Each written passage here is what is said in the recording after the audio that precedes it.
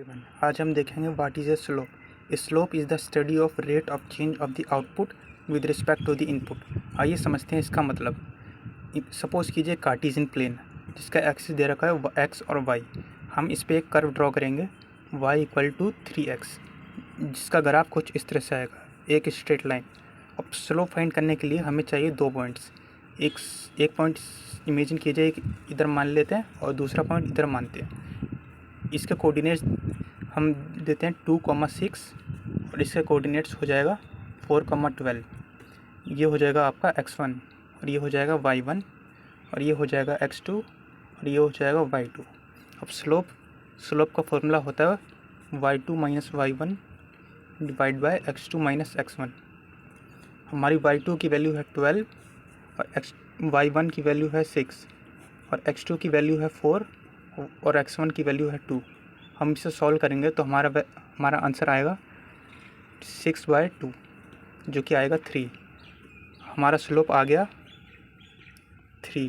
अब इसका मतलब क्या हुआ हम समझते हैं। सपोज़ कीजिए x इक्वल टू 2 पर अब यहाँ आप हैं और आपको जाना है x इक्वल टू 3 पे। x इक्वल टू 2 से आपको जाना है x इक्वल टू 3 पे।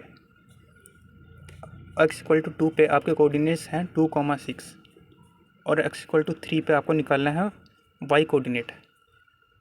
जैसे 2,3 इस पर चेंज कितना का आया 1 का, 2 माइनस 2 इक्वल टू 1। इस हिसाब से हम देखेंगे कि स्लोप हमारा है 3, यानी कि y में 3 का और चेंज आना चाहिए। तो y का आंसर आएगा 6 + 3 इक्वल टू 9। तो x इक्वल टू 3 पे आपके कोऑर्डिनेट्स हो जाएंगे 3,9। इसको हम वेरीफाई भी कर सकते हैं अपनी इक्वेशन की मदद से। हमारी इक्वेशन है y इक्वल टू 3x। हम x इक्वल टू 3 डालेंगे तो y की वैल्यू आएगी 9। अब सपोज़ कीजिए आपको x इक्वल टू 3 से x इक्वल टू 5 पे जाना है। x इक्वल टू 3 पे आपके कोऑर्डिनेट्स हैं 3,9 और x इक्वल टू 5 पे आपके कोऑर्डिनेट्स है 5, और आपको निकालना पड़ेगा x इक्वल टू 3 पे और 3 पे कितना चेंज आया 2 टाइम्स का, 5 - 3 इक्वल टू 2। तो इस हिसाब से y में चेंज आना चाहिए, y प्लस